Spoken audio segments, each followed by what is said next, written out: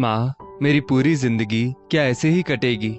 इसीलिए मैं जल्दी शादी नहीं करना चाहती थी, पर आपकी भी मजबूरी मैं समझती थी कि पापा नहीं है, तो आप अकेली कब तक हमारी जिम्मेदारी कैसे उठाएंगी? नीलिमा अपनी माँ सुनीला जी से कहती है।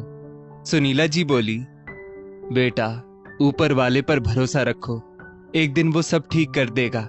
जब तक मैं जिंदा हूं, कुछ ना कुछ तो तुम्हारे लिए जरूर सोचूंगी, और सोचना भी होगा, क्योंकि तुम्हारे बाद तुम्हारी बहन नूतन भी तो है। आज समझ में आ रहा है कि एक अकेली औरत का समाज के नियमों पर चलकर सब कुछ संभालना इतना भी आसान नहीं है। कहते कहते सुनीला जी की आंखें भर आई। नीलिमा बोली, माँ, आप दुखी मत हो, मैं पूरी मेहनत करूंगी। हाँ, एक गलती जरूर हुई कि मेरी दोनों बेटियां बहुत जल्दी हो गई। मुझे थोड़ी सावधानी बरतनी चाहिए थी। पहले मुझे अपने पैरों पर खड़ा होना चाहिए था, तब परिवार बढ़ाना चाहिए था। सुनीला जी बोली, बेटा, बच्चे भगवान के रूप होते हैं, तो अब ये सब सोचकर क्या फायदा? नीलिमा बोली, सोचना तो पड़ेगा माँ। ससुराल में मेरी सास मेरी थोड़ी मदद कर देती तो, पता है, दोनों बच्चियों को भी एक पल नहीं संभालती, और तो और जब भी मैं वहां जाती हूँ नौकरों को भी हटा देती है। अब घर और पढ़ाई मैं एक साथ कैसे करूं? सुनीला जी बोली, एक उपाय है, तुम दोनों बच्चियों को यहाँ छोड़कर अपनी पढ़ाई पूरी कर सकती हो। तभी वहां नूतन आई और बोली, दीदी, माँ सही कह रही है, और आप इन दोनों की चिंता मत कीजिए, मैं हूं ना, मैं संभाल लूंगी। नीलिमा ससुराल चली गई और वहीं से उसने अपनी आगे की पढ़ाई जारी रखी, परंतु उसकी सास प्रमिला जी को उसका आत्मनिर्भर बनना कतई स्वीकार नहीं था, क्योंकि उनका मानना था कि बहू अगर ज्यादा पढ़ लिख जाए या नौकरी करे तो वो ससुराल वालों की इज्जत नहीं करती। एक रोज नीलिमा नाश्ता बनाकर जल्दी जल्दी कॉलेज के लिए निकल ही रही थी कि प्रमिला जी बोली, अब तो दोनों बच्चे भी यहाँ नहीं हैं, फिर भी तुम्हें पढ़ाई की पड़ी है। एक पोता तो दे ना सकी और इनको कलेक्टर बनना है। आज मेरी कुछ सहेलियां आने वाली है, तो जाओ रसोई में तैयारी करो। करीब करीब हर रोज का यही तमाशा था, और नीलिमा जल्दी जल्दी सब काम करती और भागकर कॉलेज अटेंड करती कि बस किसी तरह वो अपनी पढ़ाई पूरी कर ले। उधर समय बीतता जा रहा था। सुनीला जी की भी उम्र हो रही थी और नूतन भी शादी योग्य हो गई थी। एक रोज सुनीला जी अपने भाई विनोद बाबू से बोली, भैया, अब नूतन के लिए भी कोई लड़का देखिए। मैं चाहती हूँ जीते जी मैं अपनी जिम्मेदारियों को पूरा कर दूं।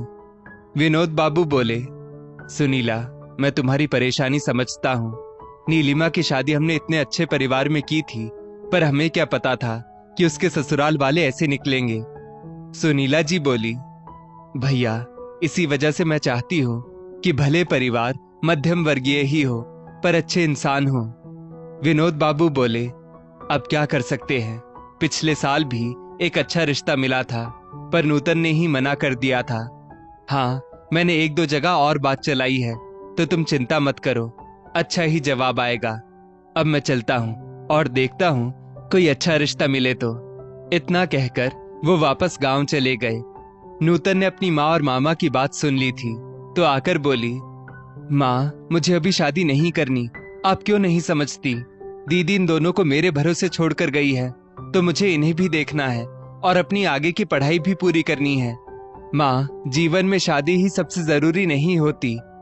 माँ बोली, बेटा, नीलिमा तो आती जाती रहती है, और मैं भी तो हूँ यहाँ बच्चियों को देखने के लिए, और ये कौन से दूध पीते बच्चे हैं जो मुझे नहीं समझेंगे।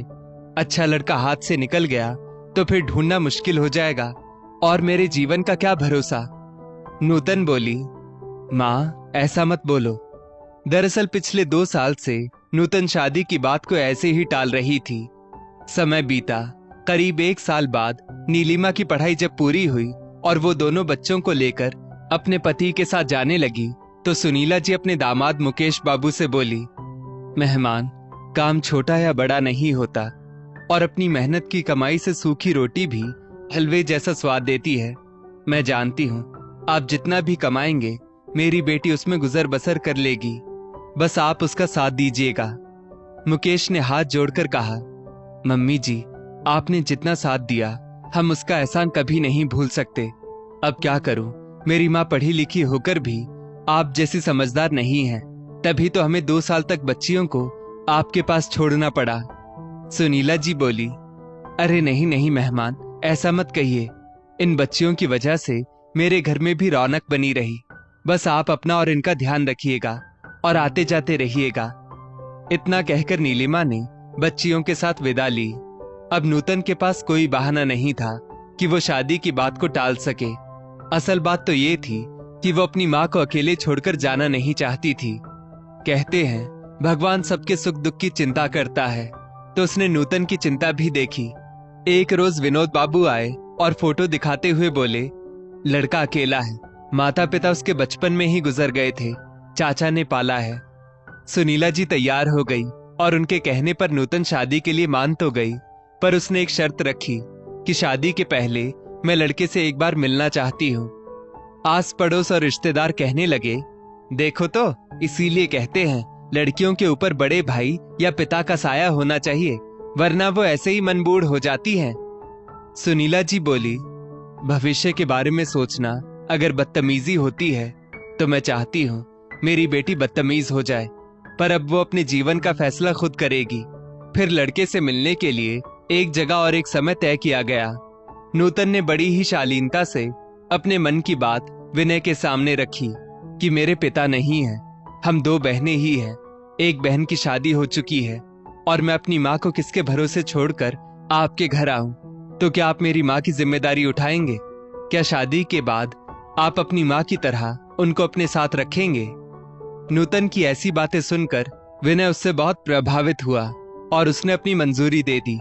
बहुत कम ऐसे लड़के होते हैं जो शादी के पहले ससुराल की सारी जिम्मेदारियों को उठाने के लिए तैयार हो जाते हैं और पराई लड़की के दुख को भी अपना दुख समझते हैं। बहरहाल सबकी मर्जी से रिश्ता तय हुआ और खुशी खुशी दोनों की शादी बड़ी धूमधाम से हुई। माँ की चिंता जब समाप्त हुई तो बेटी और दामाद ने अपनी एक जिद उनके सामने रखी कि आपको हमारे साथ ही रहना होगा। सुनीला जी ने मना किया तो नीलिमा और विनोद बाबू ने समझाया, तुम्हें बेटी दामाद का प्यार मिल जाएगा और दामाद को माँ का आशीर्वाद मिल जाएगा, तो इसमें गलत क्या है? सुनीला जी बोली, पर भैया लोग क्या कहेंगे कि बेटी के घर जाकर रह रही है? विनोद बाबू बोले, लोगों का काम है कहना, कहने दो। जब तुम्हारी बेटी के ससुराल में उसी पर जातियां हो रही थी तब क्या ये लोग आए थे उसकी मदद करने? आखिरकार सुनीला जी को बच्चों के प्यार के सामने झुकना पड़ा और एक बेटी ने अपनी माँ का बुढ़ापा इस तरह सुरक्षित किया। दोस्तों, जीवन में शादी जरूरी नहीं, परंतु माता पिता की चिंताओं को खत्म करने के लिए और उनकी खुशी के लिए अगर हमें लायक साथी मिल जाए तो समय पर शादी करना बुरा भी नहीं होता। इस स्टोरी को लेकर आपकी क्या राय है? नीचे कमेंट करके जरूर बताइएगा और ऐसी ही और भी बेहतरीन वीडियोस के लिए हमारा पेज जरूर फॉलो करें। धन्यवाद।